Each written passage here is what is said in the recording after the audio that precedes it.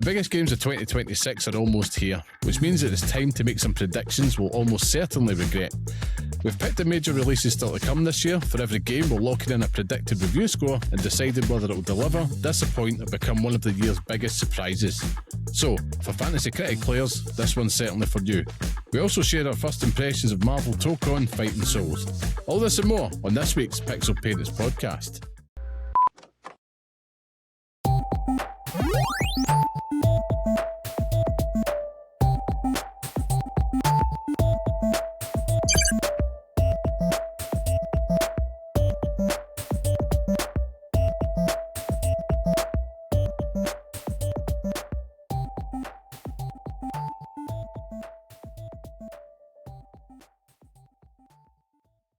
Hello and welcome to the next episode of the Pixel Parents podcast, a show that discusses all things gaming from the perspective of parents. I am your host Liam Kirk-Kelvin, and today I'm of course joined by the bearded one, Scott, the OG tastemaker, Curry. How are we, Scott? Good evening, ladies and germs. How are we? I'm good. I'm feeling very eclipsy. I was saying that beforehand. Very cloudy. My eclipse is so hot right now. What a pure damp squib that was. You know what I mean? Aye. The kids must have thought. I definitely oversold it to them. I was expecting, just a moment of eternal darkness, and we just got some cloud. I was like, that's cool. That's cool. Old man's lost the plot. Aye, we were outside with the glasses. I bought glasses for everyone, and you could see it between the hour of 6 and 6:20. That's all I could see it for, and then it was just a case of being like, oh well, I'm sure there's an eclipse up there somewhere, and it got really dark, so we had to put the big light on, and then that was it. Then it was over, and now we're here. Baby's bath, baby's in bed, baby's been fed, and I'm now ready to make podcasts and hopefully get online for a wee round or two of a game that we're about to talk about. One day, challenges accepted, sir. I'm tripping up my words left, right and centre today, man, so I'm going to apologise in advance. This is going to be a very shaky episode from your old I don't know what's going on. But, once the kids went to bed... It's hot. Someone just broke in my seat, but it's hot as fuck. Like, why is it so hot? Pure muggy. I don't know. But the good news is, I think we get... By the time this goes live, I think it's just like under 20 up here. Consistently, and we're finally getting towards the bear months, which is all you want, really. The good months, we finally put this horrendous, hot, sweaty summer behind us. I fucking hate this. Aye. You know what I mean? It's jokes aside and all that, but I mean, who actually enjoys this? Sitting here in arse soup, you know what I mean, for months on end. I can see it from the point of view of there's actual sun in the sky. But see, it was just cloudy. Just make it cold. There's no need for this heat. Let's just fucking shove it up your ass, especially at night. There should be a cut-off for heat at 9 o'clock. They're just like, right, we're done now. We'll just let you fucking rest because it's just too hot. See, do you know the funny thing is, though, like, we're talking about that, but it doesn't put me off sticking on a, games console with a big, massive fan stuck in there, probably generating more heat than it needs to in this type of weather. I know some people prefer to not go near gaming consoles when it's this hot, but I'm like, no, I need to take my mind off it somehow. You know what I mean? I remember back in like the PS4 days, and if you were to play it in this weather, man, Jesus Christ, it sounded like a exhibition centre ventilation unit. It was absolutely insane. But I suppose the PS5's come a long way. The Xbox Series X, I have to say, like, soon you're playing Halo campaign evolved on it. Damn, man, the thing sounds like it's going to take off for the first time. That's weird, isn't it? That's weird. I know. I don't know if it's something to do with optimizations or something. Somebody out there will know why. Maybe it's the economy of, like, with iPhones, when you finish paying for your contract, every 2 years the iPhone starts dying on its ass. Now they've announced price increases for the Xbox. They're just like, let's just break them all now. They've pushed the reset button, so you have to buy another one just in case. That's it. Send the update. Send it live. Oh, Jesus. That big rat at the Bethesda building. He's the one responsible. I tell you, man, like, I don't want to even fathom the thought. I think I saw a post on Reset Era this evening, and it was like, if you put away $100 a month now, you'll have enough for the PlayStation 6.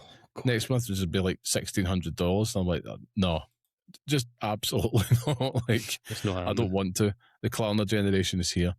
everybody, so brace yourself. But we have got some good-ass games to talk about this week, Scott, but I want to get some housekeeping at the road before we do. So, of course, those old and new, it is the Pixel Parents podcast, which is a weekly gaming show by parents discussing all things gaming, lots for raising little ones. You can get new episodes every Friday on YouTube, Spotify, and Apple Podcasts. So please go subscribe to us on YouTube so you don't miss our tired faces. You can get us on Blue Sky at pixelparents.bsky.social or email pixelparentspodcast@gmail.com, and we're even on Reddit now at r/pixelparents. We're everywhere. You can support the show for free at patreon.com/pixelparents as well. We get bonus shows, community chat, and it's all for £0 because shit's too expensive anyway.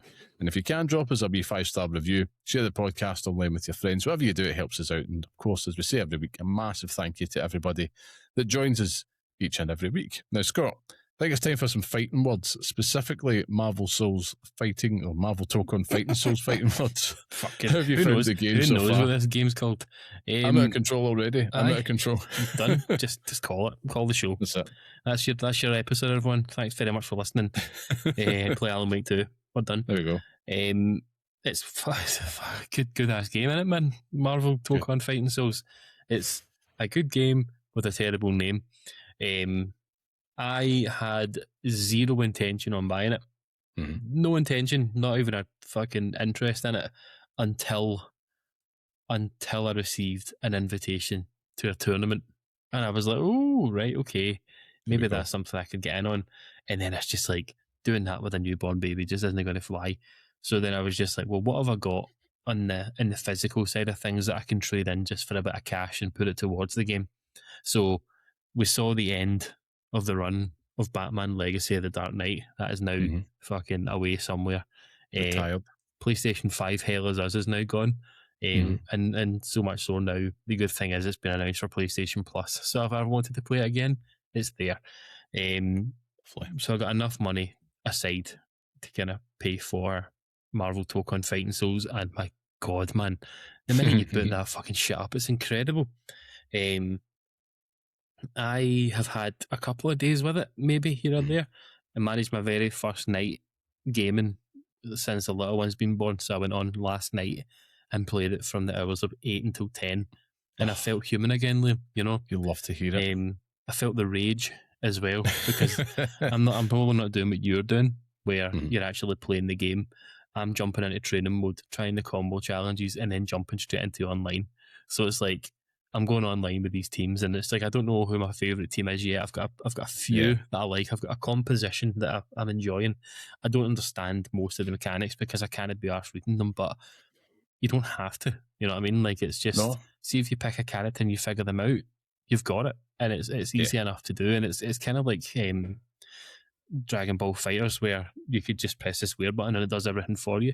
You press the triangle button, you get a combo with a special on the end. So it does basically everything that you don't have to. But the presentation of it, good lord, wow, it's gorgeous, and I'm sure you appreciate it more than anyone else, just coming from the point of view of you being a massive fucking Marvel fan. But I was going to say something derogatory there, but I held on. But it's just class. I'm really enjoying it, and it's one that I think I'll be playing for a while. I even looked out the old fighting controller to play on it as well. So that was a nice pickup back in the day as well. We got them, folks. I suppose people that are, listening every week are probably thinking, wait a minute, these two chats were talking about not getting this game last week. What changed? Obviously, Scott gave you his background. For me, it was, well, as I mentioned, like my son, this is one game that I thought, it'd be good to play with him, Marvel, and he likes fighting games and stuff. So that was kind of like the main thing. But I had a really shit week last week, Scott. And it had hit the crescendo on the Friday when it came out on the Thursday, and I thought, fuck it. Just like you had eloquently put last week, a bit of retail therapy was needed. And I thought, do you know what? I've had on a scale of 1 to 10 last week, I think, 10 being the highest amount of shit in a week, it was probably about a 9. It was a bad week. For reasons I won't get into, but it was just a bad week, man. I was like, man, I just need to pick me up. And it was also motivated because I mentioned my brother-in-law, he had hosted quite a fantastic tournament night on the Saturday. So I thought, got to at least get a wee go for it, because I hadn't played it since the beta. The tournament night, by the way, absolute 10 out of 10. Organised so well, lots of different people there. Everybody, like me, was just figuring this thing out for the first time, and it was a good old button mashing tournament. Surprisingly, brother-in-law didn't take part, but that was a mercy play, Scott, because as we both know, he is phenomenal at fighting games, and it was great. He definitely did a fantastic job, so I want to give a big shout out to that, because it was the first time in a long time being in like a tournament setting. I think the last time might have been about 20 odd years ago, and it was my brother-in-law, who was not my brother-in-law at the time. It was him that was hosting another night. I think it was like Dead or Alive or something on the Xbox 360, which is fantastic. But it was just good old fun, and that the game just shines so much in that setting. It did make me think, it's like, can I recapture this playing it at home? And I'm delighted to say yes. I know you've got to take what I'm saying maybe with a pinch of salt, because it's like, the Marvel guy just likes the Marvel stuff, and obviously that's helping. You know what I mean? That's getting me in the door. But the gameplay, man, like, I remember I tried to play with you and one of our other pals, Dragon Ball Fighter Z, and it was the same thing. Like, just keep hitting the one button and it'll auto combo for you. Like you said, the exact same thing here. But see, the more I'm playing it, and what I'm doing is I'm doing it a little bit differently to you. I am staying the hell away from online just now. And I will venture in and get my ass kicked. But if it's anything like my beta experience when I had got absolutely hustled, like I had won like my first 2 rounds and all of a sudden the guy just didn't let me breathe. But this game, if you're familiar with any of the other games, it's all about pressure and sustaining that pressure and finding a way to counter. And I think once you get the hang of the counter system, everything opens up, which is great. You know what I mean? And the good thing is the game has like an episode, like a campaign like feature in there. So the combat will instantly hook you. It's impressive, it's flashy and all the rest of it. And it does make you feel powerful, but the episodes are just so wonderfully done. Like, it's all done like comic panel style, and it's all fully voice acted as well. And it's all split by each team. You know what I mean? So you have one for the Avengers, one for the X-Men, you have one for the Amazing Guardians and stuff like Spider-Man team. Spider-Man and stuff. Doom's team. You also have one for the one with like Loki and Deadpool and stuff like that. I can't believe what they're called. Name's escaping me. I'm about halfway through it just now. They're quite beefy. I think you could probably be there. Probably a good, maybe 5 to 6 hours, I would say, going through that at tops. If you were to take your time, you could batter through it probably less. But I reckon you probably get about 45 minutes to over an hour in each episode. Cool. And it's great because they all kind of follow the same structure. Forming of the team, you take on the other teams and you're fighting the big bad, the champion at the end. And Jesus Christ, man, like, that is the most Dragon Ball Z thing ever. Like, it's absolutely brutal. I think that by the end of it all, correct me if I'm wrong, but you can unlock the champion as well. Yep, you do. Which I found out the hard way in a ranked battle last night. Man. It was not fun. It just felt very much like Hulk, but with actual movement. It's like, well, I'm fucked now. So it definitely didn't help. But the episodes are something that is, it's a flaw that I have in my own head, that I need to find characters that I enjoy first before I do anything else. But you said yourself the episodes are worth looking into, so it's definitely something I'll be jumping back into as well. The episodes is effectively like this campaign. It's not quite the height of, say, like a Tekken 8. You know what I mean? Which is like the most Fast and Furious style like fighting campaign I've played. It's more just like a very enjoyable. And if you're a Marvel fan, you get that wee extra bonus point. But it's a very enjoyable like training mode and almost like a little buffet. It's like, here's all the characters, and we're going to lead with each one in this team just to show you something unique about them. So it's not a complete, in-depth training. It's just like, if you want to try out the X-Men team, did you know you could just smack circle and do this incredible combo with Danger? You know what I mean? Or do you know this is how Storm's thing works, for example? Or Captain America and Hulk, they've all got these kind of very unique tweaks to them. So I think, yes, on the whole, like any other fighter, the basic button combos there are going to get you through, but they all have their strengths. And I think that's the one thing that I'm most impressed with. I remember you asking me, is there a meta? I was like, well, you just have to go into some of the big guys like Maximilian did. So saying like Carnage is big just now. Magic was really big in that first weekend, like with the R2 ability where she just uses a sword and you can just spam that effectively if you wanted to play that type of game. I felt that. I felt the Deadpool shooting across the fucking thing anyway.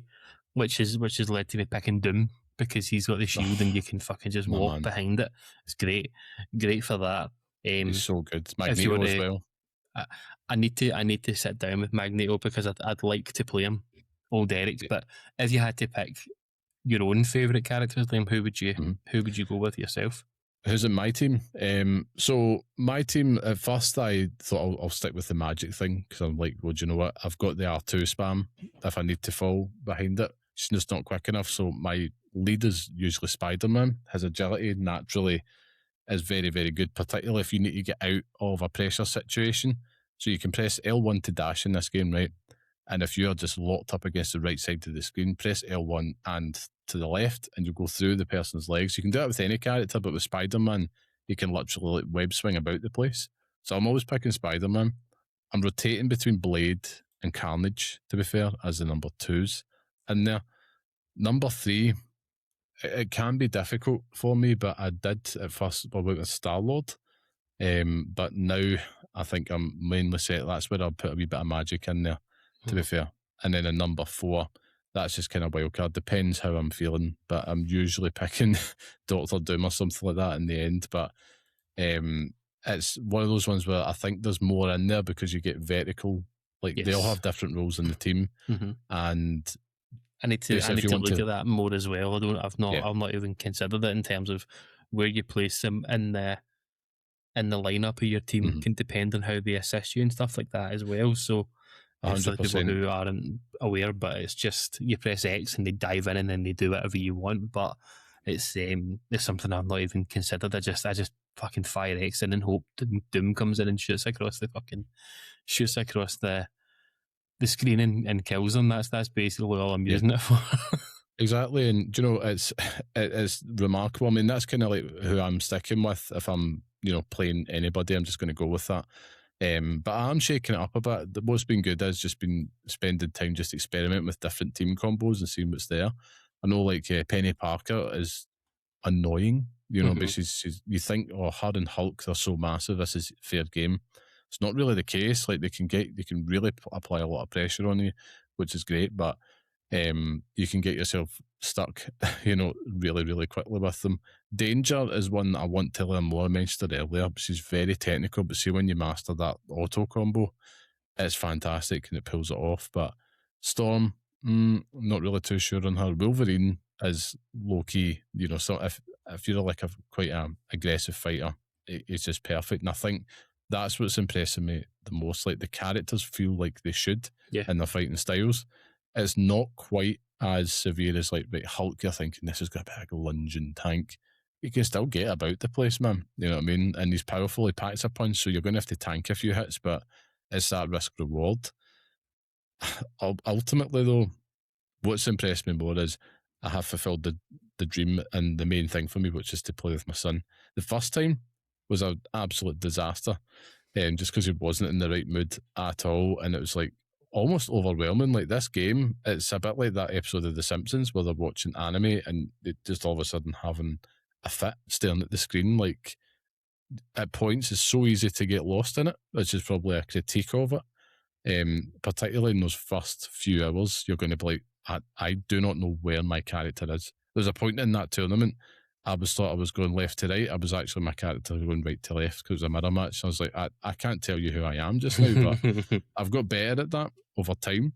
I'm still, I'd say I'm kind of slowly mastering the basics. I would not put myself on the line to like take on, let's say, my brother-in-law in a fight in this game, but I would probably feel a little bit more confident to at least have a go, which is, I think, a really good, stamp of quality and approval from myself, because I am not the fighting guy here. But I do want to say, Scott, like from that accessibility point of view, but at least not so much accessibility. If you're someone like me that's like, your kid's into Marvel and that, it is so simple, and they can have a lot of fun. Once I was saying to him, like, right, your uncle said, just tap the triangle button and you'll be fine. And he was pulling off these just amazing combos. And yes, there was an element of just let him win, you know what I mean? Just to keep the temper, because that's another thing you have to learn, which is don't get tilted. And you'll get tilted hard in this game just because of all that visual, pops and bangs and flourishes that's happening, it is just like total sugar for the eyes. But if you're getting your ass smacked and you've got someone with like a 20 plus hit combo, you're like, this is a bad time, like any other fighting game. However, it does have this one more go appeal to it, which is just they've made something really fucking good. Like, I'm very impressed by the game, but that's probably, I've covered a lot of the single player value, Scott, but what I'm keen to know is, you're the person that's braver than I, the bravest one on this show with the fighting game Resident. Online, I know you've only dipped a toe, but talk us through what the sweet's like and what the sweat is like. That's what I want to know. The sweet. So you've obviously got two ways to do it. I matchmake in training mode, so you can go on there and you train and you just basically try to pull off combos whilst you're waiting. With every Arc System Works game, there's always this lobby that you have as well, where your wee chibi characters run about and stuff as well, and you've got different arcade booths that you can go into. There's like New York, and I'm sure there's Wakanda and all that in there as well. But it's I went in there once and I was just like, no, I've got no idea where I am. So for now, all I'm doing is just getting into casual matches. Just on the screen, it's like battle, I think it is, or arcade, and then battle. And then when you press battle, there's an option for casual match or something like that, and then it just fires into training mode with your team that you want to pick. Which for me, Liam, it's a bit of a bit of a shock probably for you here, but my go-to team at the moment, the leader of the team is Blade. Nice. I fucking love the pullback ability and stuff like that. Hit R1, pull them back. It's great. I've got Blade, Hulk, Doom, and I couldn't be Scott Curry without having Green Goblin in there. Even though I hate him, I hate him when he comes up.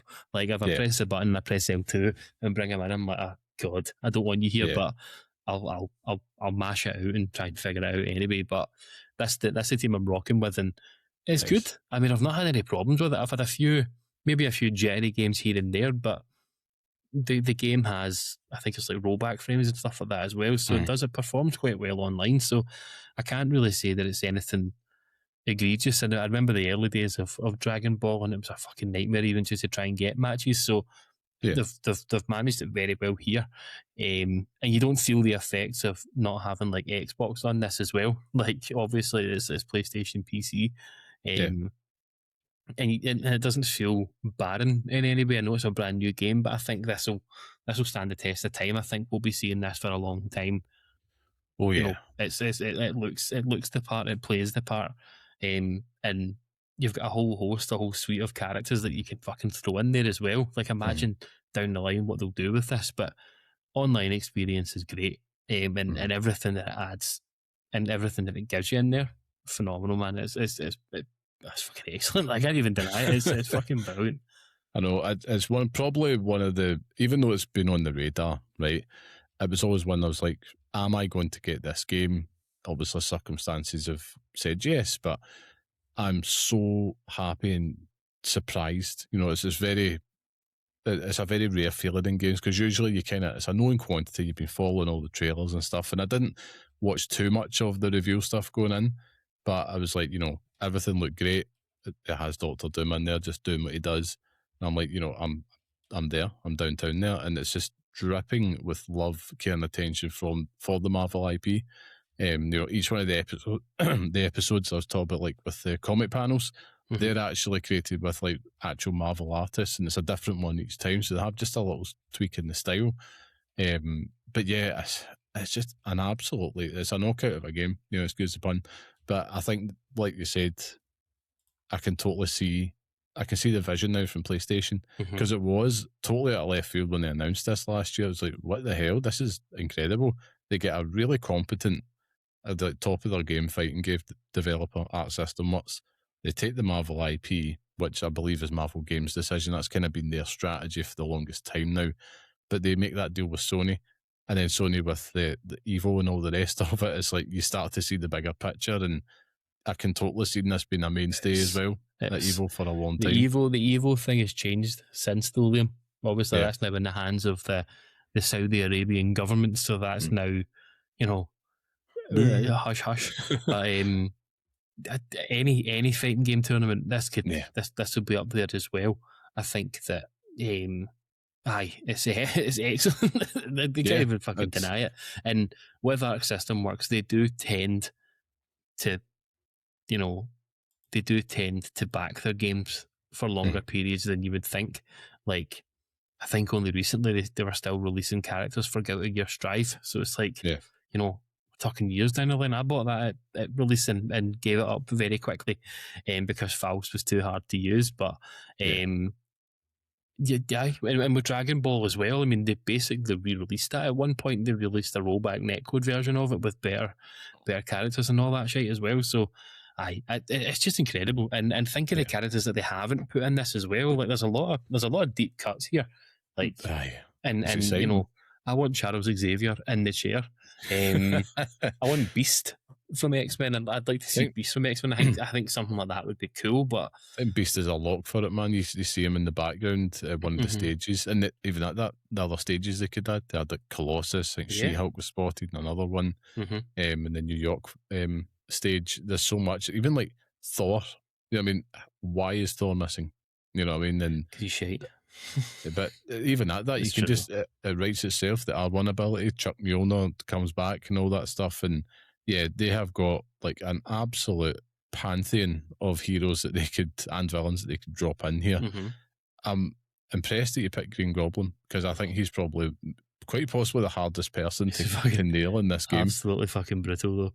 It's fun. I love using them, and doing the combo things with them was good. But nightmare to use. Blade is just about doable. Like there's a combo that I've got in my head that I use as my bread and butter basically. So you do it, and it's always like a variation of like a standing square, crouch and circle and all that, and then you knock them up, bring them back down, use the R1 ability, bring them back, and then you do it all over again, and then you're getting a decent combo off that. It's like I'm in there. And then Doom's brilliant in it as well. Like it's so fucking good. Basically, like it's great. So and it's maybe do you know what? It's made me feel his gun's good. I like his gun. So good. It's made me more excited for like Doomsday and things like that as well. I think releasing that this year is a bit of a stroke of genius, to be honest with you. I think that because we do have Doomsday coming up, the movie, not actual Doomsday.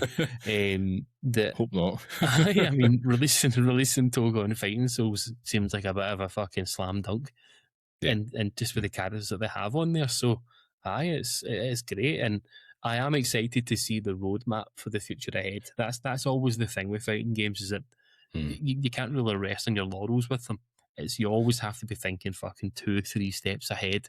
So, they obviously have a lot of faith in this team, and they've given them ultimately sort of free reign to do what they want with these characters, and they've done an excellent job with it. So I'm excited for the future of Tōkon Fighting Souls, and it's not a purchase that I've made that I've regretted. That kind of coming off last week's episode of games that you bought at the wrong time. Probably the wrong time to buy this game, but it's when I can dip in, dip out, figure it out, and sort of work my way through it. Excellent stuff. In saying that, I would say like what's about it is that you can just get a very short, sharp hit of this game. One round, whatever it is, and dip out. And I think like it's exhilarating. You know what I mean? Like I've noticed that it's like walking away from this game, like, and it's always a good sign. I don't feel like chilled, relaxed. I'm kind of like I'm engaged and I'm invested, and I'm actually really thinking about the inputs more than I ever have. Even like with Tekken 8, I played a lot of that with the kind of more casual setting anyway, just because I couldn't be asked, but I was like, well, this looks cool. Here, it's striking that good balance, you know what I mean? And I think for yourself, like you can go in and be like, I've got 10 minutes, quick round, off you go. It's not like a story-based game where you have to like commit your entire evening to it. Or you could sit online for 3 hours and just, batter your head off a brick. Well, it's totally up to yourself, but I think this is definitely something for fighting fans. Marvel fans will enjoy it as well, and it could be a gateway into it. Probably, I think the both of us represent that here as well. But there's 2 things I need to shout out on this game, Scott. Right, one, the DualSense use in this game is absolutely phenomenal. Probably the best I've felt in a long time. You know what I mean? That's one thing. What does it do for you? Because I don't use it, so I don't know what you're talking about. it's just, remember that sensation when we first got our hands on the DualSense and you started, I think it was Astro's Playroom, and it wasn't just a simple rumble, it was like finely tuned, but it was rhythmical and it was in tune with everything that was happening. So whether it's a blow of the wind or rain or something like that, or like Hulk in this case, the way he stomps, this is a simple rumble, it's something that has a shockwave throughout of it. And all the way through the episodes mode, I'm gripping this controller just purely to be like, what are they going to do next? And it's just so expertly deployed. And I appreciate that because I think the DualSense is slept on way too often in terms of the actual uptake of it. And it's easy to take for granted now. But this is just the way that they've used it in this game, the feedback that it gives. It's so in tune to all the action you're getting on screen. And I'm like, that's fantastic. Big tick, because it's not something that I've experienced for a long time in playing a lot of these games. And they've definitely paid attention to that. Just want to give a shout out to it. Second one, I have to say, Scott, me, this is probably some of the best font I've seen in a video game in a very long time. I've got to give a shout out to the fonts that's on display in this game across the board. It is absolute a font man's dream. So incredibly satisfying. The whole stylistic approach with it is absolute 10 out of 10. A feast for the eyes, but they owe a lot to the fonts as well, man. And fonts don't get a lot of love, so I have to give some shout out to the fonts here. And a wee extra one, right? It's a bonus one. And this is when you'll definitely chime in with you. But the music, Scott. Yeah. Jesus, Lord. The music in this game is sensational. It's like some of the most hype things I've heard in ages. Unbelievable. Like it does its own thing, but it also sort of carries on that. It carries the torch for like Marvel versus Capcom games. They always had their own sort of identity in terms of the music that they have in it, and it carries on that fucking even better. To be honest with you, it's incredible. Granted, I am also playing it at the lowest volume to try and not wake anyone in the house, because the sound of the TV might wake people up, but me punching myself to death while I was trying to play this game certainly will not. But it's excellent. Aye, the music, and you were sending me the songs earlier this week as well, so that was another part of it. I was like, shit, I need to buy this now. I need to buy it.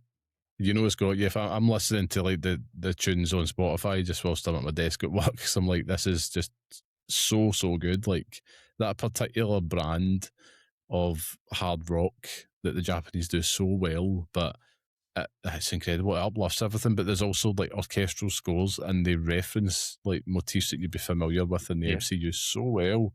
The game is just like, and this is still like early impressions, but so far it's a total package of a game. Like, I think if you were curious about it and you have the means, or you want to do the hustles like Scott had mentioned with the trade-ins, you've had a really bad day, need a bit of retail therapy, I couldn't recommend this game more just now. Like, it's been a total blast, and something, again, that I don't usually go out and buy, but that's only improving my impressions of it, to be honest with you, because it's something totally different. And I'm shocked because I'm not the fighting game guy. But even like if you watch somebody that is like Maximilian Dude, he is having a total blast. It looks like the community is really enjoying this game as well. And that's really important for a fighting game. You have to start well. It's very rare that you get to build that up. You've got to start well and keep the momentum going. And just, if you've not got it, if you've not got the lobbies full, if you've not got a good experience, I know PC has been pretty poor, patchy. Actually. Yeah. But I think with this being a PlayStation exclusive, that's kind of carrying it over. And even if you look at somebody like Maximilian, who's just like, I'm just playing this in PlayStation now. Now, granted, he can. But I think if you're wanting just the most steady experience, probably it's wise to go PlayStation just now, until they sort things out. But again, I'm not playing it in PC, so I don't have any experience to speak towards on that. But only going by what we've seen online. But by that, Scott, what I want to know is, will you keep on playing? The obvious question, but will you keep on playing this bad boy? No, why? 1,000%. I'll be playing this for a long time, to be honest with you. It'll be nice to keep an eye on the future of it. As I say, and any new characters that interest me, I'll be happy to kind of try them out, because they always they do what you expect with characters, but a wee bit differently than you would actually think about it. You know what I mean? So I'll be definitely doing that. Will you? Yes, yeah, absolutely. I think this is a game that I can play, either by myself or I can actually play with my son, who's like really interested in playing it now, and I'll play it differently. You've got to let them get a few rounds in, Scott. Even though I've tried the whole like, right, we'll fight for real this time, but it's like he's not having a good time. Let's just try and get him into this style of game, because I think fighting games are really good for kids to play. Obviously, not like a dead or alive type thing, for obvious reasons with certain physics in action, but he does enjoy it. It's kid friendly. It's just a comic book come to life. It's actually to the point where all they have to do is just announce those first characters, and I could easily see me tripping, falling, and accidentally getting a year one pass, because my imagination is going insane. They're definitely going to drop Fantastic Four characters in there at some point with this. They have to, you just have to kind of look at the loading screens and stuff like that. But yeah, I'm in. I'm surprised, but I'm delighted. I think this is something that I'm quite happily just going to dip in and out of as time goes on. But it's my main just now, Scott. That's probably the best thing I can say. Like main. That's what you like to hear. No buyer's remorse or anything like that. So that's the main thing. No. And plus, as I was texting you last night, there's a way you can totally cheese the platinum as well. So that's something to investigate. We shall see. But obviously, there's been lots of stuff going on, Scott. I'm wanting to just check in because you're still in the throes of, newborn babyland. How's it been going this week in terms of, you mentioned you had your first evening back. So, how did that feel? And, anything else you've been checking out? It felt pretty good. I'm not going to lie to you. It felt almost like normality. Yeah, I felt bad about posting about it on Blue Sky because we put him down at like 9 o'clock and he slept till 3 that night, and it was like, oh, God. And then the night after, we put him down at 10. He woke up at 6. I said, Jesus Christ, what's going on there? I'm sweating, by the way. But no, it's been good. Like, it's been sort of managing what we can. He's currently now in the throes of week 6 to 8, which we hear are a bit relentless and notorious for newborns. So that's always going to be fun, and we're sort of navigating our way through that with me now back at work as of yesterday. Back full time and literally almost wanting to cry every single time I turn my computer on in the morning. But and that's just because I miss my family, not because I hate my work. I love my work. But I see, since I've been able to do that and turn the PlayStation on, my Steam Deck hasn't even seen the light of day. The Switch, I'm playing a game at the moment for review, just kind of fanning about on that. But even then, it's just like I pick it up here and there, and I don't really want to. That time of sitting downstairs with him in the arms, sitting watching the telly and playing something on the Switch is sort of long gone. He's now in his bed. So we're taking him up to bed and placing him in there and hoping that he stays in there for as long as he can, which he is, so it's good for that. I have also started on the book club game for this month, Liam, Starfield. Nice. And early thoughts, Liam. Would you permit? Is that something we're allowed to do? We'll give us a tease. I still don't get it. I think it's the clunkiest, most irritating fucking game that I've ever played in my life. Like, just traversal around the world. I don't understand it. Why do I have to find 400 pieces of iron to do any sort of research or anything? Should I be mining materials? Probably. But do I have time and can I be asked? No. Recommend it. No. Yeah, I would recommend it myself, but I can't be bothered doing it. Talking to characters in the world still annoys me. Still skipping through dialogue options. It's just like I'll save it for Gamer Court, Liam, but it's I'm playing it. Hands up, I'm playing the game for everyone because the game. I'm nothing but magnanimous, and I love my job here. But it's I tell you this: if I come away from this game enjoying even an iota of it, it'll be a shock to my fucking system because, good lord, this game is fucking dog shit. I am intrigued because the thing is, though, what people need to remember, and again, I'm not going to give the game away here, he's starting this from the start, and this is that old cliche that gamers like to say, it gets good when, but this is a clear example of that game kicked up into a different gear when you finished it. for reasons I won't go into until we actually get to the end of the month. But I'm on the other side. I'm booting it back up during the DLC, and I've kind of not soft locked, but it's like I'm there, and I don't really want to be there because I changed my approach with Starfield during one of my new game pluses, and the game became so much better. It was actually a problem with me and not so much with the game. But for more on that, you need to come back to this podcast at the end of the month. We'll have a full discussion. So we did there. Little tease there. A little tease for the folks. Speaking of teases, Scott, we did get one, obviously. I don't know if you realise this, right? But you and I are actually magic, right? We manifest things, so we speak things into existence. If you listened last week, we were talking about, wouldn't it just be, Sod's Law, Rockstar was to announce some form of Grand Theft Auto trailer. And lo and behold, the next day, it happened as they announced that we're getting an extended look at Grand Theft Auto 6. And it's coming to Netflix as part of like a 6-hour premiere deal. It'll be on YouTube after that on the 27th of August. And yeah, that is a tease I'm very much looking forward to.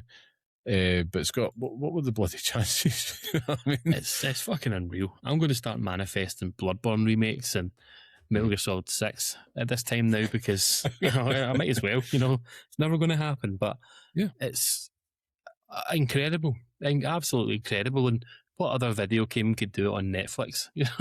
Like it's insane. Think of the money they're getting for that. Do you know what I mean? Like they don't even need it.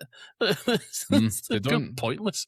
Like, game markets itself. Like, yeah, and what does that mean for Netflix in the future for it as well? Do you know what I mean? Like, it's not going to be it's not going to be a one and done type thing. It's going to be obviously going to be more integration with Netflix, I'm sure. Aye, you're going to get Amazon will be doing something.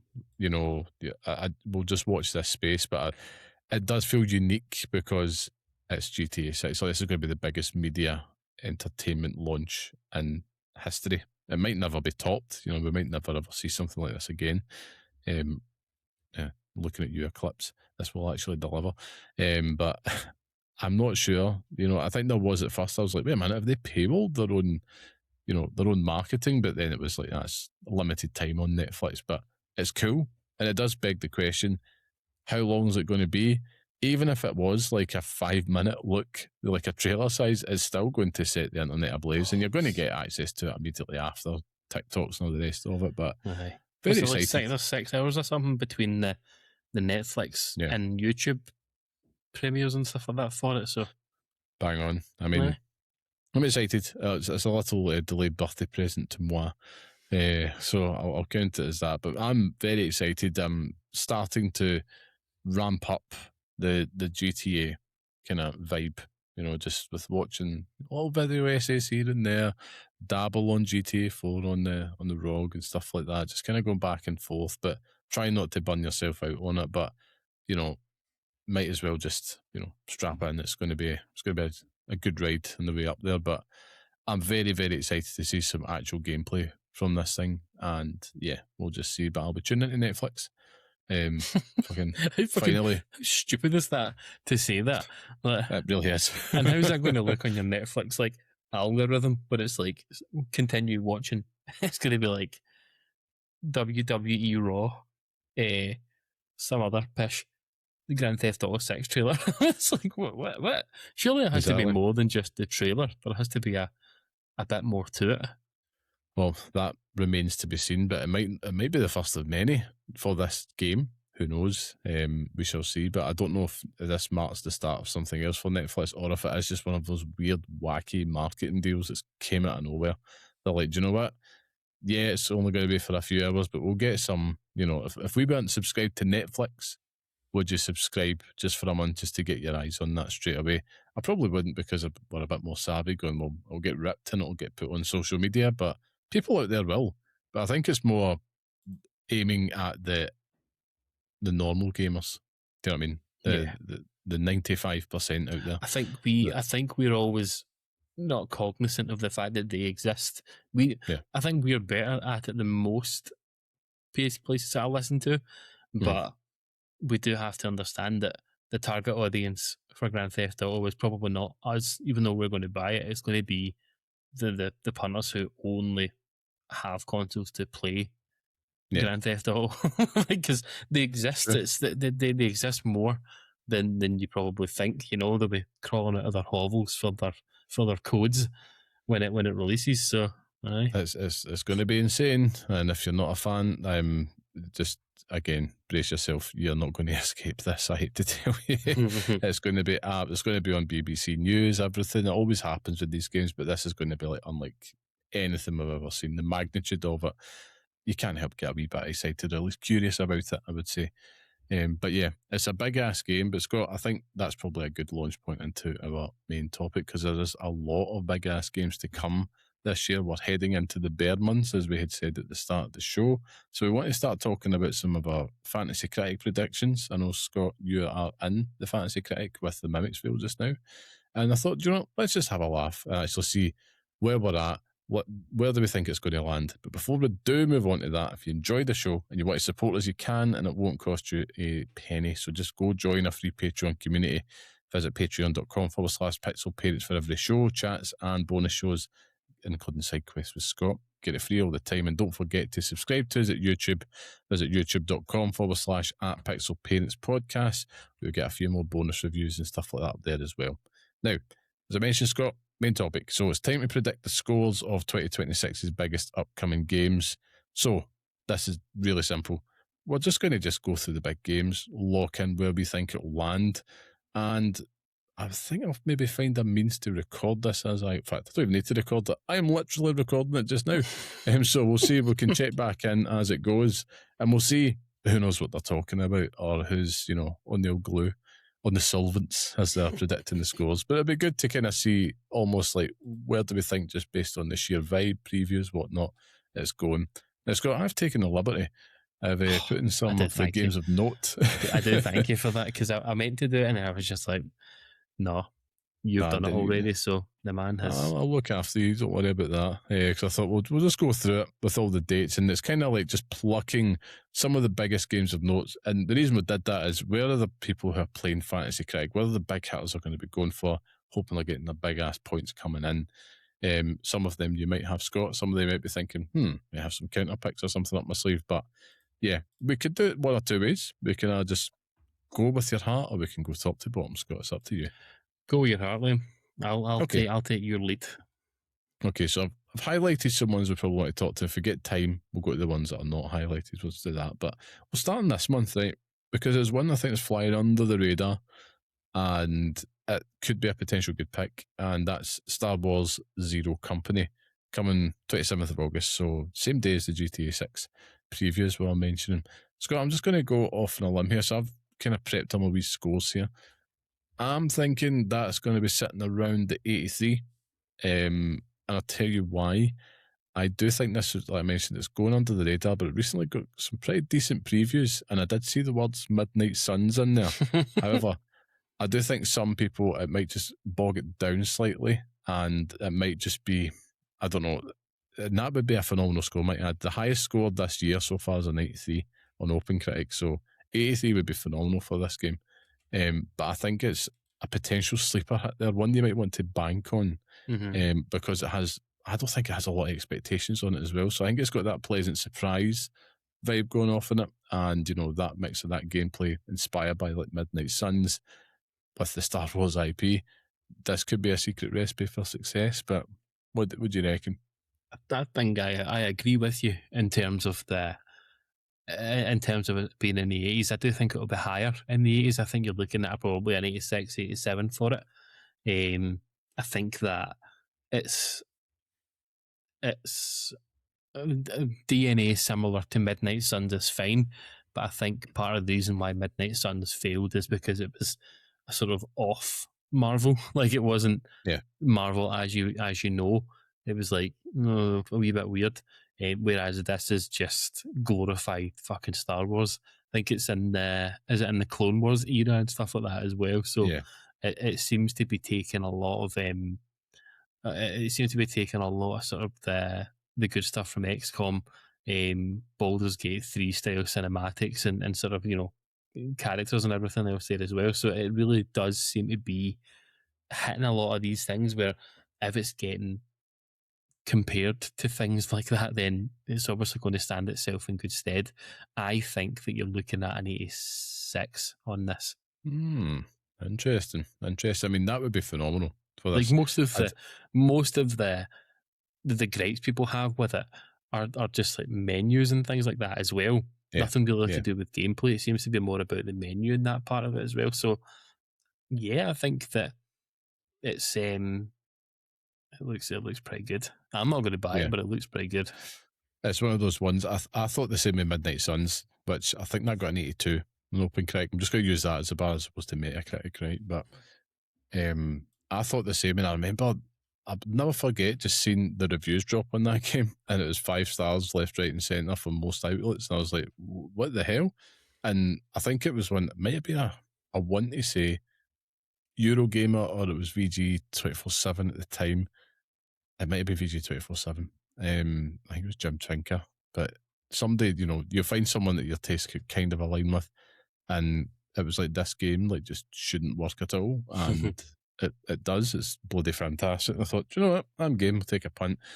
Loved it. Absolutely adore that game. But I think this has the same potential. So we shall see. See. So what that in, roughly 82 from Scott, 83 from myself.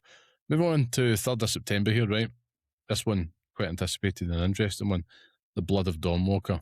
3rd of September, all the usual that's coming out on. Scott, I think this has been slowly bubbling away in the background. It had its preview cycle just a few weeks ago, and it was one that I've got an eye on, but I'm like, it's going to take a lot for me to jump in day one, because it looks like it's going to be a big game, Witcher inspired, of course. I quite enjoy like the sound of this like day cycle that they've got in there. You've only got so many hours in a day to get through your objectives and that. Like 30 days or something like that as well for everything. So yeah, it sounds cool. Got a little touch of that Majora's Mask in there, but score wise, what did I put down to? I stuck with this actually. I'm going to go for an 83 on this as well, right? And the reason being is I think it's going to definitely impress. It's going to have a lot of strong points, but I feel that the ambition of it might just creak it a little bit. It just starts to feel the weight of it slightly. But I think it's going to set a very good foundation for what I think they've already announced a sequel for this as well. Yeah. So I'm going to stick with my 83 in this, but I want to know what your thoughts are. I actually completely agree with you as well. I think that you're looking low 80s for it. I can't see it being any less than an 80, because the scope of it and kind of the previews coming out for it do seem pretty positive on it. As you say, I think it's more the ambition and whether or not they can meet.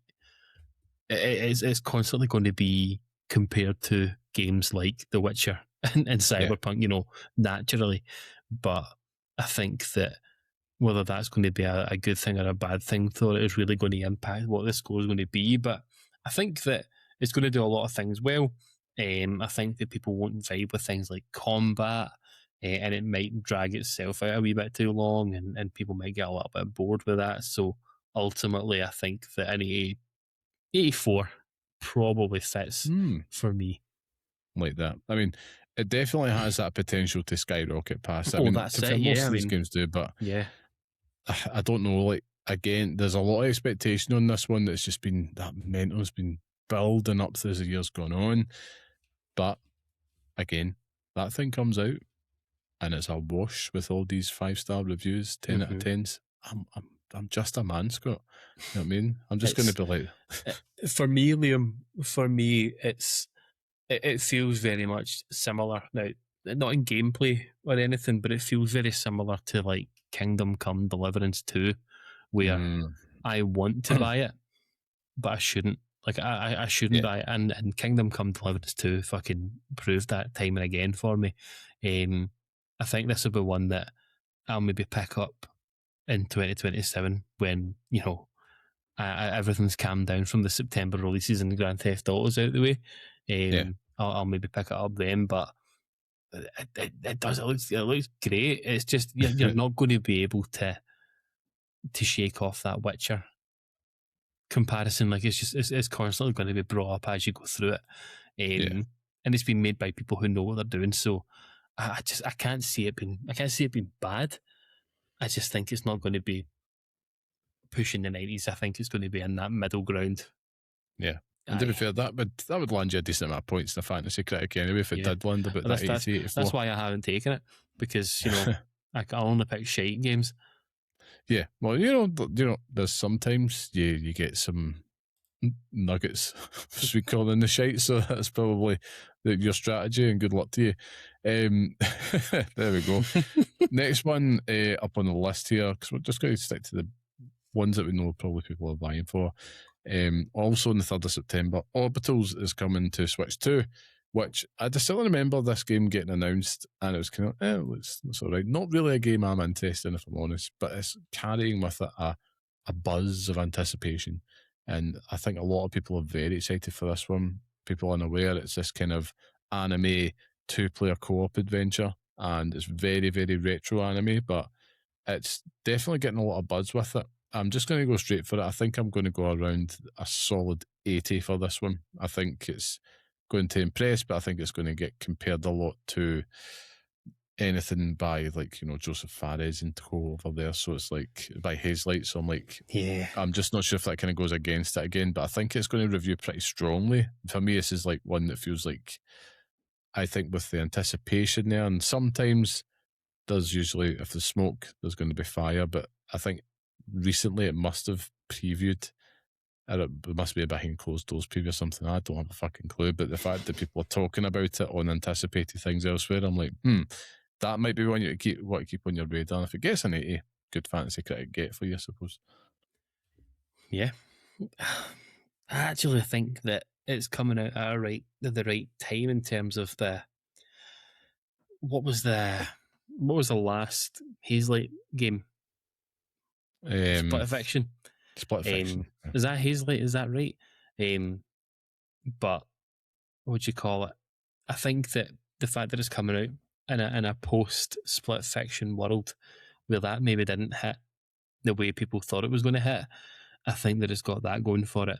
The artwork and the sort of the art style for it, again, looks absolutely incredible. The music just has to hit, and then we're into it, man.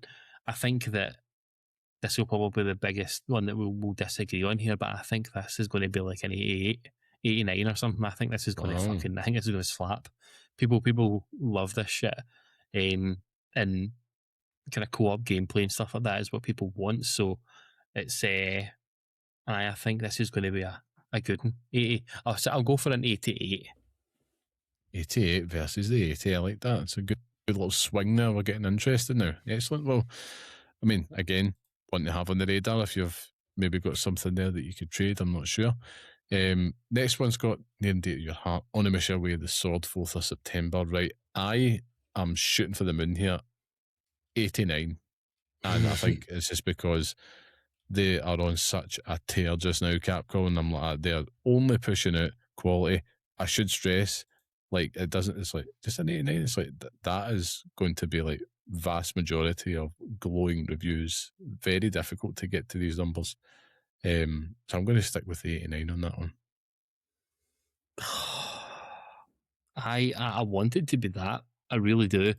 I think this will be it's Onimusha. So it's like it's an Onimusha game that's coming out now, where we've been needing it for a long time. I think that this one will have problems with its difficulty settings. I think that people won't vibe with the combat, and I think that it's a game that is maybe still going to be stuck in a time back in the PS2 days that should have probably remained, and it just looks better. Yeah. Granted, I love the demo. I thought the demo was classic. It was just too easy. Make that game 100 times harder, and I'll be fucking. It's 100 for me. I think Onimusha Way of the Sword will be an 83 on Metacritic for me. I think we're going to see a bit of a swing in terms of people who really love it and then people who don't really get it and people who don't understand it. Yeah. It's always those reviews that you read and you're like, what the fuck? Why did you play it then? But I think that there'll be that disparity between the two where people won't vibe on it. It'll be a not a controversial, but what's the word I'm looking for? It'll be a Polarizing? Not polarizing. Not polarizing, but in a lesser extent, it'll be a polarizing game for people in terms of what they expect from it, because it won't hit like a Dark Souls, for example. Like it's not going to be that. It's not going to be a hack and slash like you would get from like a Devil May Cry or anything. It's very slower paced and more methodical and sort of things like that. So I think that's probably going to be more detrimental than good for it. But I hope I'm wrong. Yeah, well, for your sake, I hope. Yeah, I think I'll love it. Hey, I'll love it regardless. Aye. You know what I mean? Like I've played that game could come out and be a 50 in Open Critic, and you still love it. You know what I mean? Exactly. And would you say 83? 83. I mean, the only one I can compare this to just now this year is Pragmata, which I don't think anybody was really expecting. Not, it wasn't expected to fail, but it's like, yeah, it'll be decent, middle of the road type thing. 86 just now, and for a lot of people, Game of the Year buzz. So who knows? It's just because Capcom's form. That's all I'm going by. I'm treating this like a horse. I mean, 100%. I think that you wouldn't bet against the house on that, but it's sometimes you do just have to stumble a wee bit. And 83 is a small stumble. And I just think it's because it's Onimusha. That's the only problem I have with it. Pragmata was an unknown quantity. Resident Evil, Leon's back and more handsome than ever. Onimusha, if it was Samanowski, we were having a different conversation then. and my trousers would be soiled every day. But it's not. It's Musashi, so yeah, different conversation, but ho-hum. Well, we'll see, but we'll move on to later in that month, and we have quite a small title. I don't think a lot of people talk about this. It's Marvel's Wolverine, exclusively on PlayStation 5, 15th of September. Scott, this might shock you, but I am really looking forward to this game. In fact, highly anticipated. But where the shock comes in, I'm actually going straight in here. I think this is going to be a 78 on Metacritic. I think this game has the hallmarks of just being, at best, like a 7, 8 out of 10 type game experience. And that's probably why I'm going for the 7, 8 on this. But I just have this funny feeling that it's not going to be received as well, because it might just be after, obviously, Spider-Man with that big open world. This is kind of going down a little bit more of a slightly linear path, I'm sure I've said in the previews. I think all the hallmarks of quality is going to be there. But I do have my suspicions that the Insomniac style of a lot of these beloved characters is now going to start to rub fans the wrong way. It's going to live and die in its story, and it's also the replay value also. But without that kind of, unless it comes out and it's like massive open hubs, again, we don't know. We haven't had a chance to go hands-on with it. It could be, in mid-80s at best, I see, for the ceiling for this game. But I'm thinking 78 for this one. Don't know about you. I think you're probably right. I think that the fatigue of Marvel and the fatigue of Marvel, full stop, after we've just fucking praised Tōkon Fighting Souls. But I think it's the Sony Marvel, the Insomniac Marvel thing that people are going to be a little less high on. I don't think it's going to be quite as low as that.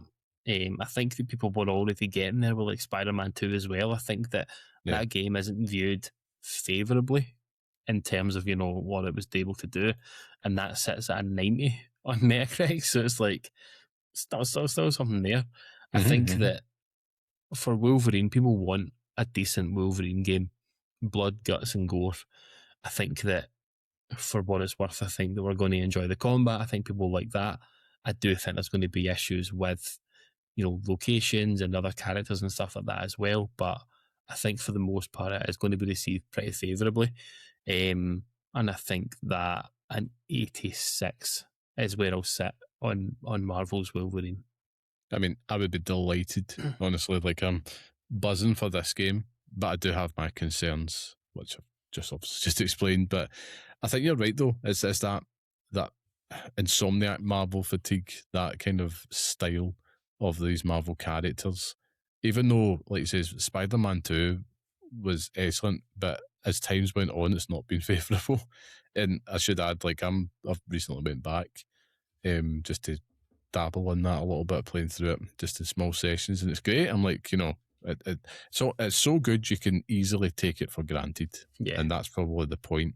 And it's almost like literally being a victim of your own success. But listen, if I get an 86 on average Marvel's Wolverine, I'm absolutely dancing. I'll even take a 78. Maybe I'm just being cautious so I don't get my hopes too far up, but there we go. Next one, Scott, though, speaking of high hopes, is on 17th September, Switch 2 exclusive, Fire Emblem Fortune's Weave, in the middle of the maelstrom that is Scott Curry's September in gaming.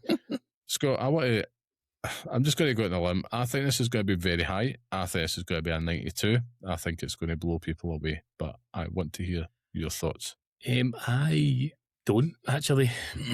I think that it will do a lot of good things for Fire Emblem. Three Houses, probably the best Fire Emblem, that I've certainly played.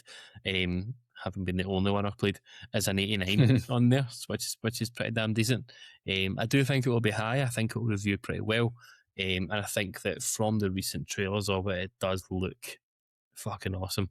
There's also nuns with guns on it, so what more can you ask for? I think that I'm not going to go as high as a 92. I think that I'll maybe stick closer to Three Houses. I think that it's going to have a lot of praise given to it for what it's doing and moving the Fire Emblem franchise forward. But I do think there's going to be a lot of talk about same old gameplay, same old shite, blah blah blah. But it is also Nintendo, and it is also Fire Emblem, so it's like you've got to add 2 more points on top of that. So that being said, I will give it I kind of want to do the family fortunes bit on you, Liam. If you're going for a 92, I'll go for a 91, just to be an arse. Ooh, yeah. I mean, listen, it's a Nintendo exclusive, and Nintendo's obviously known for their quality. There's obviously whatever way some people say they just, Nintendo are giving more favour in these reviews, etc. However, what you feel about it, but the numbers, I suppose, add up. We shall see. I'm hoping for your sake, though, that it is definitely a must play. The thing with them, though, William, is that games like Onimusha and Fire Emblem, I'm not that arsed about what other people think about them. It's more, you're right. It's more my enjoyment of it, So it's a bit redundant in that respect, but it is what it is. Listen, every single one of these scores are redundant. Like, it doesn't matter. But for me personally, Fire Emblem better fucking do well, because I have that in my my Fantasy Critic memory field, guys. So there we go. Well, hopefully you get some high numbers. Remind me at the end, and I'll tell you who I've got left on my list, right? Because shocking, absolutely shocking. Okay, you prepped that. We'll go to the next one here. September just keeps on giving, man. Big one here. 24th of September, Control Resonant, one that we spoke about many times on the show. I think it had a small preview moment a few weeks ago after Summer Game Fest, and very favourable. Obviously, Remedy, they do nothing but good work, as we know. We're big advocates of these guys on this show. Obviously, that's how you get the Tastemaker moniker. There's history there, Scott, but I'm going to put my thinking hat on. I'm thinking, right, where, first of all, did I put that in my list of notes? Wait. Control Resonant. All I'm seeing is S's. There we go. I've put down here an 87 for Control Resonant.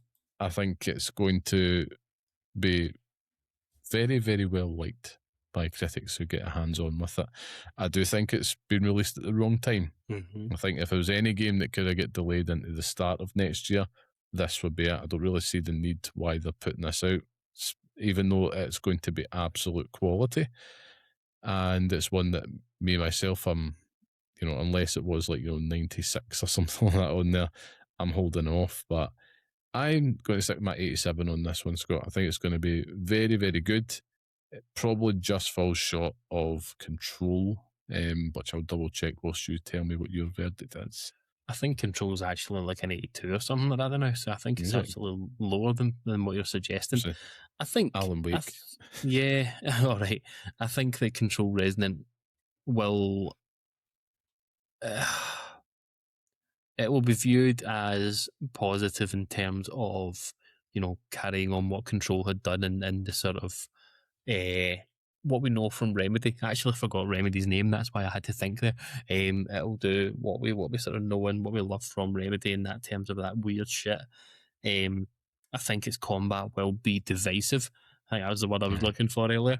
In terms of, you know, what people come to expect from it, and the open world might rub people the wrong way. I think failing that though, I think it will still perform pretty fucking well. I think that for me, I'm looking mid 80s. I don't think it's going to be as high as a 90. I don't think it's going to be as low as 70. I think that mid range of 80 seems good for a game like this. And saying that, do you say 87? 87, yeah. I'll go 87 with you then. We'll do that one together. We'll hold hands on the way down, Liam. A nice sweet tie. The end of Fight Club. I will be Helena Bonham Carter at the end of Fight Club.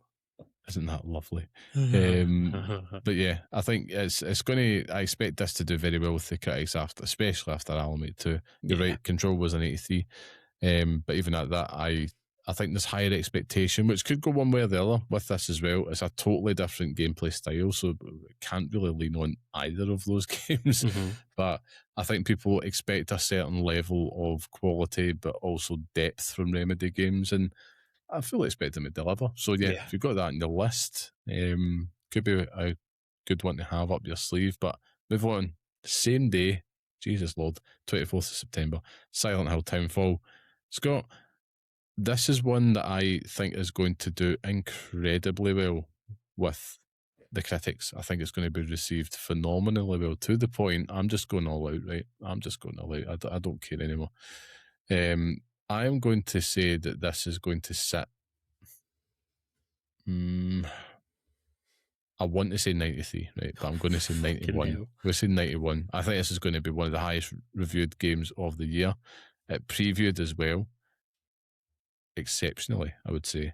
And I think they're doing some stuff in here that Silent Hill fans, but also horror fans in general, are going to be very impressed with, by the sounds of it. And I think their dedication to the time period, and maybe it's biased because we know that it's getting worked on here with the studio in Glasgow, isn't it? So Silent Hill Townfall, I'm going to just go with a 91. I think this is going to do very, very well indeed.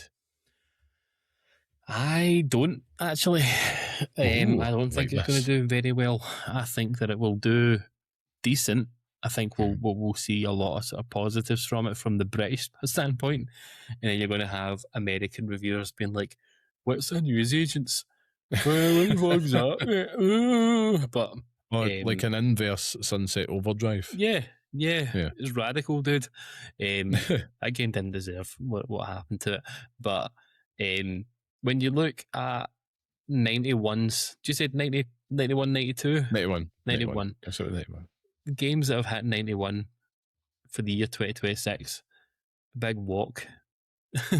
Underneath that, you've got Forza Horizon, Mina the Hollower, and Roger, blah, blah, blah, right? So there's games in there that are good. I don't think that Silent Hill Townfall will be great, though. Do you know what I mean? Like, I don't think it's going to be a great game. I think you're looking at an 85 more than anything else. I think it's going to do very well for a Silent Hill game. Do you know what I mean? I think it is going to be fucking damn good. But I don't think it's going to be anything more than that. No, I think either way, horror fans are eating. I think it's going to be very interesting to see which side, if any, you fall down on that day. I'm not going to buy it straight away because I fucking can't afford it. But if somebody wants to buy me Silent Hill Townfall, you know where I am. Indeed. I will play games for money. Yeah, I mean, obviously Remedy should be sending us copies of Control Resonant marketing. Fuck's sake, Sam. One. Obviously, we have them on the blower. Sponsored by Remedy. Not really. No, I'm joking. Don't strike us down. But yeah, that's going to be an interesting day for sure. Plenty of choice within there. But Scott, I'm going to come back to the people that we talked about, 95% of casual gamers out there with this next one. EA Sports FC 27, 25th of September, coming everywhere. Scott, I think this is going to be 68. I think this is going to be a honker of an installment, especially with what I'm seeing from this open world approach that they're taking. And I'm expecting it to be a buggy old mess and probably one of the more forgetful years. They tend to have this trend where they have a year where it's all right and it gets rubbish. I'm just not I mean, feeling anything positive about this game? I'm just going to go down the pathway of EA Sports FC 24 was 75, 25 was 76, 26 was 77. So by God, this game must be a 78. We'll see them 10 points apart. We'll see. I'm going to start blazing through some of these ones now. Big one here, right? We're going to fast forward into October, right? Gears of War E-Day on the 6th of October, PC and Xbox, Game Pass, all the rest of it, right? It's very important for Team Green, I suppose. But I think that, stick with me here, I think that the game is going to play like an 88, but I think it's going to land a 79. And I do think that if for some reason or whatnot, like, it's just very fucking hard. I think Gears of War 5 is like an 85, but I think it's just very hard just now to get any positive sentiment, regardless of the game itself. But I think there's something there in terms of it's just harder for these games to just excel right now because it's more of the same, a lot of people are going to say, and it's going to be hard to kind of get that hype going. And it's definitely going to be a return to form for the series in terms of it's got the old vibes back. I know says it will probably be lower than Gears 5, but I think it's going to land about a 79, but I think it might play like an 88, if that makes any sense. No, it makes complete sense. I'll go for an 83. No, I've no rhyme or reason for it. I think it's going to be a return to form for what we know and love about Gears. It's going to change what we already know from the sort of current day, and then it's going to tell the story we all wanted to see. Halo Campaign Evolve got an 80, by fucking Christ. So this means that Gears of War deserves a wee bit more. So 85 for Gears of War E-Day. I'd take it and I'd run. Very much looking forward to it though. Next one, go here. Big good one here. Castlevania Belmont's Curse on the 15th of October. Right. High hopes indeed, Scott. I'm going to go straight in with a good old flat 90. I don't know about you. 88. 88, yeah. It feels right in that It feels in that upper bracket. If it's an 88, it's basically a 90, so there you go. Yeah. I think if you've got this in your Fantasy Critic, you should be, feeling slightly smug. There's just something about these games when you see it, and it's like, obviously, with the Castlevania return as well, I'm like, I had to expect this to be, flying out with 4s and 5s out of 5s, like, I think this is a lock for your Fantasy Critic if you can get your hands on it. If not, curse the person that does, just like, Belmont would. But yeah, I think that's going to be a pretty solid 88 to 90 in there for sure. Later in the month, Scott, 22nd of October, Final Fantasy Resonance. Highly anticipated here, believe it or not, thanks to Scott the Tastemaker Curry. But yeah, who'd have thought?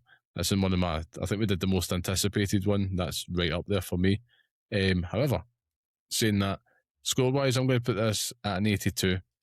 I think it's going to still be 82 is like a fantastic game. The only reason I laugh is because in my head I was like, Stefan, it's an 82 game if I've ever seen one. Like 100%. Like, it's just something about like that. It's effectively taking a lot of the mobile game mechanics and kind of tarting it up a little bit, isn't it? And I think that's probably going to be evident when it hits the reviewers, but there's still going to be a lot there to know and love, and I just can't wait to play this game on Switch 2, man. But I think 82 feels right. A solid choice in your Fantasy Critic. Obviously, you agree then, 82? 82, 1,000%. There we go. Nothing but locks here, because I think it's also just spelling it's telling a tale that we have got a lot of quality coming towards the end of this year. Nintendo Switch Sports Resort, 22nd of October, same day, Switch 2. What a day to be a Switch 2 owner. Scott, I know I mentioned earlier that Nintendo games tend to perform pretty well. For me, though, I'm going to go a 72 on this one. I think it's going to be decent, but it's not going to set the world alight, and it's just going to be like, it's there, we're glad we've got it. It's trying to recapture the magic of the old days, which it won't at all. But if you've got kids, if you've got a granny in the house, then this is something that would be quite nice to pick up for them. So a 72 is what I'm sitting at. 74. Don't know why. It's just there's two more than you. That's all I can think of. It's lawyer balling me here. We'll see what happens. Three more on the list, right? So a bit of a big hitter sandwich here, right? So the first one up, Call of Duty Modern Warfare 4 on the 23rd of October. It's Switch 2, PC, PS5 and Xbox. Scott, I do actually think after last year's Black Ops 7, which was a bit stinky, a bit whiffy. Black Ops 7? Yeah, it was. Believe it or not. Black Ops 7 got a 65. Good Lord. Whiffy. Not a good direction. They always seem to do this. They kind of go too much one way and they suckle it back in.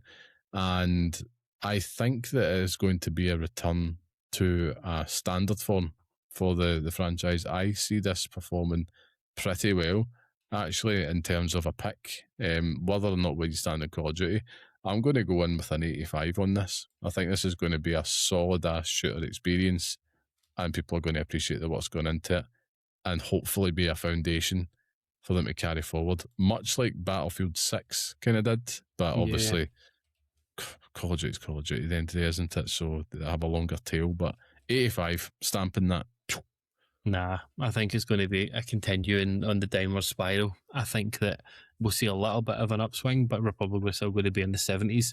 I will give it a 74. Ooh, okay. Interesting. I think the world is done with Call of Duty. Like, I think the critics are finished. I thought that 10 years ago when I thought it was 10 years too old.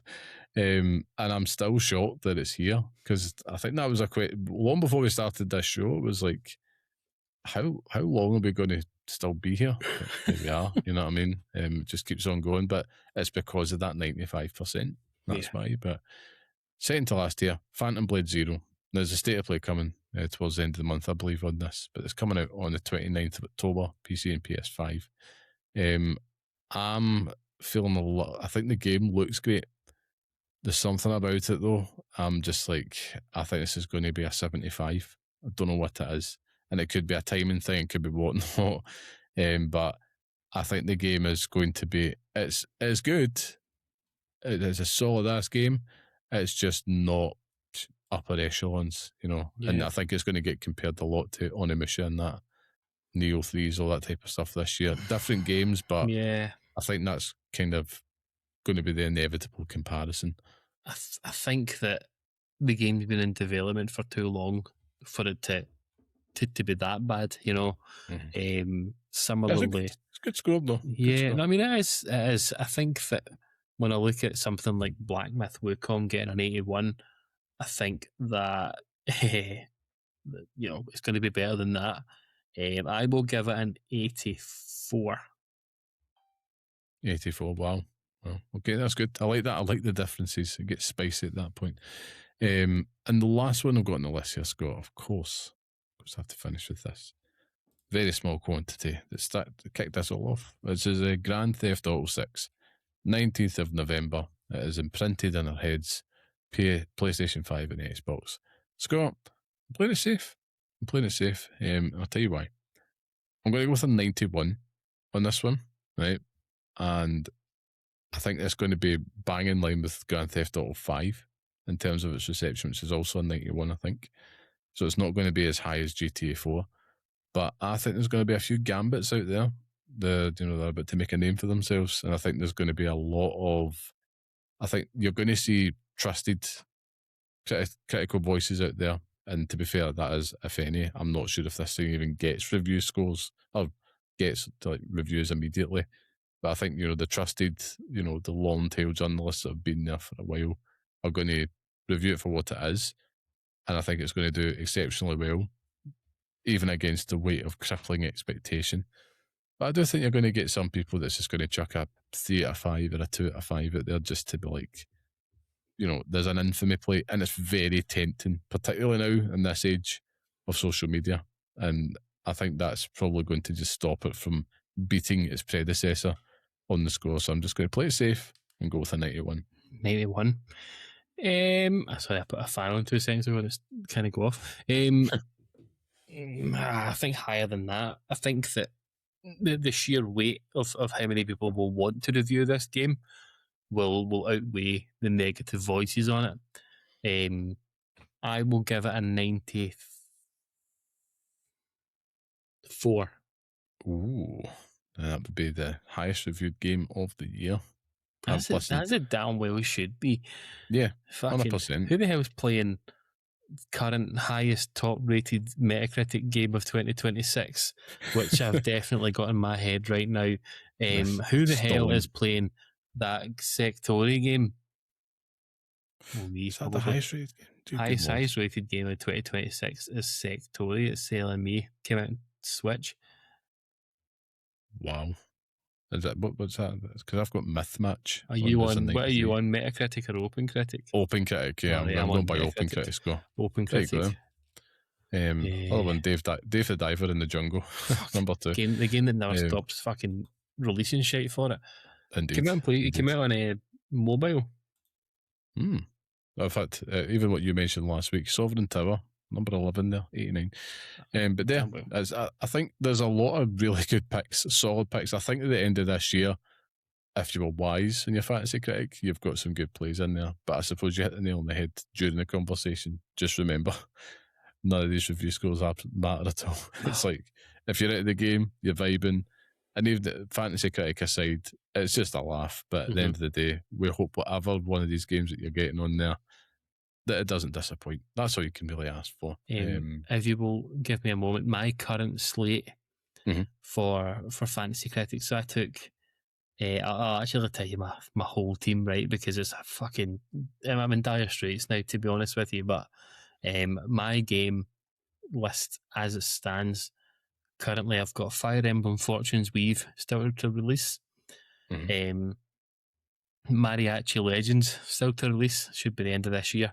Blood Dungeon coming out, I think it's the end of this month, which looks good. Nice. Virtue and a Sledgehammer as well coming out, I think, this year. And I had to go for Dragon's Dogma 2 Dark Arisen. I had to. So those are the games that have no scores so far. I took Bubsy 4D just for the love of the game, and that got a 66, which I'm absolutely furious about. Planet of Lana 2 got an 82, so I got 12 points for that. And Deltarune Chapter 5 did not get enough reviews to get scored. Hopefully that changes for you. Hopefully it does, because you'd feel that'd be a lock, man, like for high 90s. Always does quite well. But I mean, can you add any more? I've got 4 more, I think, that I need to pick. So I'm still on the lookout for games on there. Well, take your pick. I mean, we've just went through a few ones there. Maybe I'd imagine there's some heavy hitters on there that's already gone, but there could be ones. You never know. We shall see. But I do wish you the best of luck, and anybody else that's listening, maybe we've sparked a little bit of inspiration. But you better act fast, because it's fast approaching, and we're running out of a year.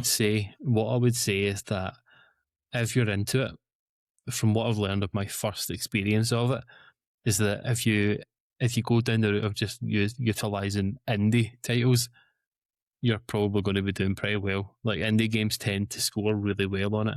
If you're taking sort of higher rated games, AA, AAA, whatever it is, you're showing your ass straight away. So look out the indie darlings, and they usually pay off. There you have it. The inside baseball play from Scott Curry. But listen, I look forward to see how we get on. I'm looking forward to coming back and seeing at the end of the year if we were actually, right or wrong in a lot of this, because that might weigh into future plans as well. So we'll see. We'll see. But I digress. I'm going to move on to the last segment of the show. It does mean it's time for Gamer Court, which is, of course, a segment where one of us brings a gaming opinion to the stand.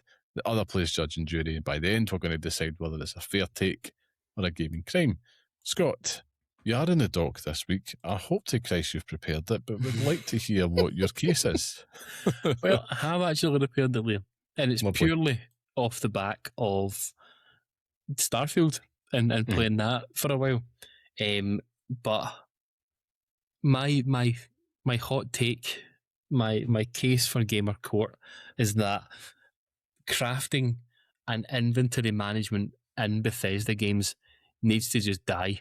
They need to just rethink it, take it back to the drawing board, because it doesn't work. Having to put tiny magnifying glasses on different materials because I might need rubber tubing to build an outpost in the middle of some bastard moon is ruining my life. It's just there's so much stuff, so much shite in the world to pick up that it's overwhelming. So I'd like to see Bethesda rethink their inventory management, and I think that is something they should have rethought many moons ago. I like that use of the word moon at the end there, Scott. Well, of course, the Gamer Court, here's your case.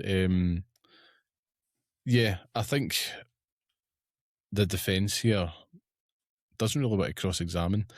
I think it is a very fair case that you presented, because one, I think we could just slap on a not guilty verdict for the first time. Scott, so well done.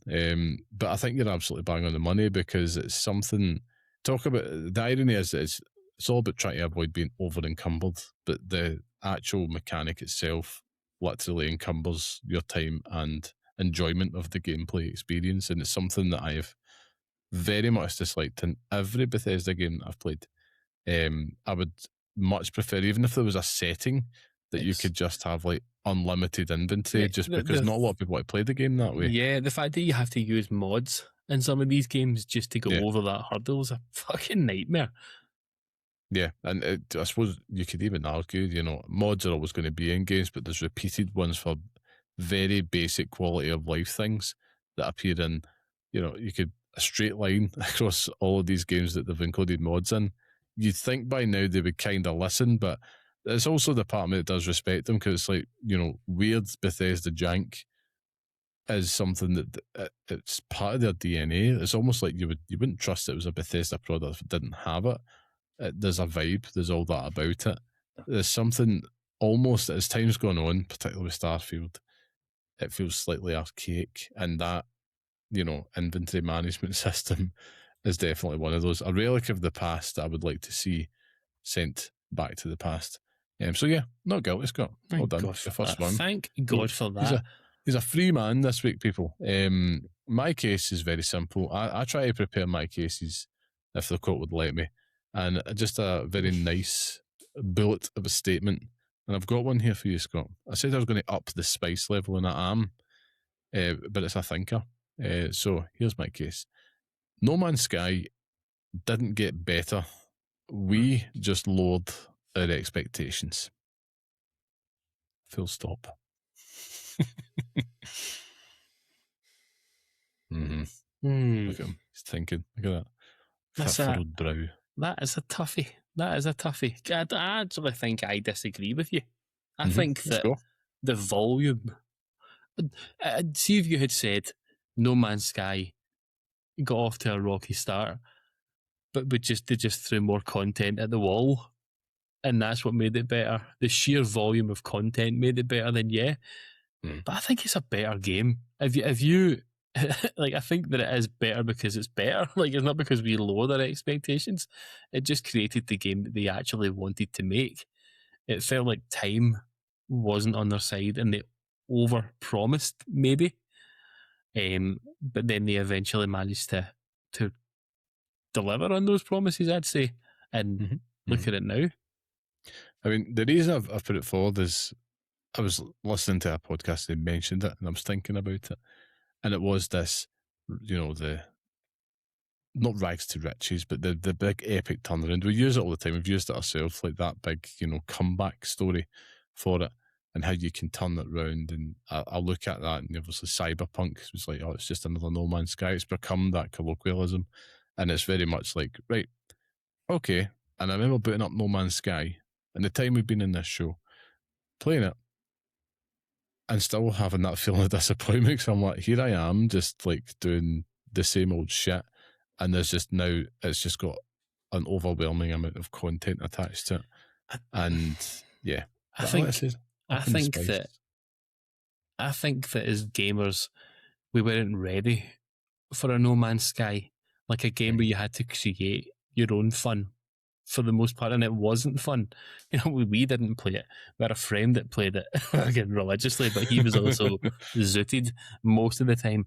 He was in the fucking, what was it? Oh, he was collecting like orbs or some shit like that. It was like weird, fucking hundreds of hours on it. But I just think it was never a game for us, and it never respected the time that we wanted to, because it was just boring as sin.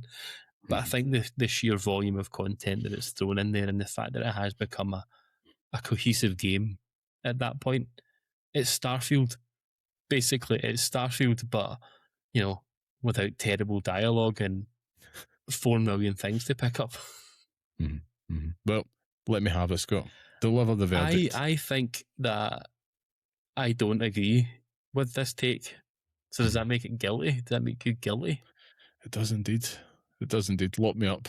I've been the guilty verdict. Yeah, it's a horrendous take, so that means it's guilty as charged. So yeah, I think that's my first one. It's your first.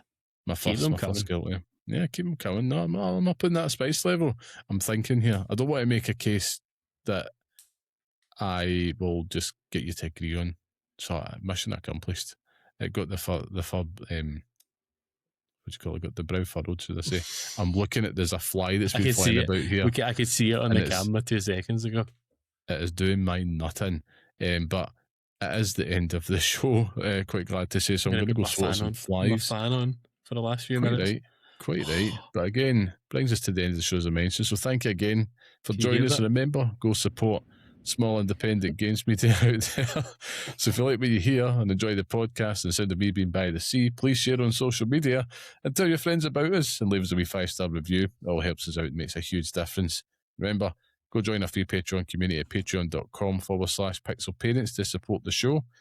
Test time, Scott, where can people find you online if they want to get more windy takes from yourself? Windy takes. Yeah, I'll be windy, don't you worry. I'm available at llamaman.bsky.social. Likely more about the weather, because this heat is fucking unbearable. I can't take it anymore, Liam. I can't take it. It is going to come down, I assure you of that, Scott. By the time this goes live, it'll be cool again. You can get me on Blue Sky, sharing all my disappointment at the eclipse and more stuff at carmelite.bsky.social. I give a big massive thank you to our producer and music man, very talented and handsome Mr. Sean Murray. So please go show us some love and check out his work on Instagram at Bare Hands Designs and barehandsdesigns.com. Not the Sean Murray from Hello Games, we should say as well. No, man, he's won. I'm behind bars this week. Yeah, so he's won. But of course, you can listen to the next episode on all major podcast platforms. Follow us on Blue Sky at pixelparents.bsky.social. Even write to us at pixelparentspodcast@gmail.com. But wherever you are, like, share, subscribe on YouTube, and play some damn games. But until next time, stay safe, stay sane, and thank you for listening. Release a Snyder Cut. Play Alan Wake 2. Release a fucking bag for Alan Wake 2. That's what we need. I'll release my bag in a minute, don't you?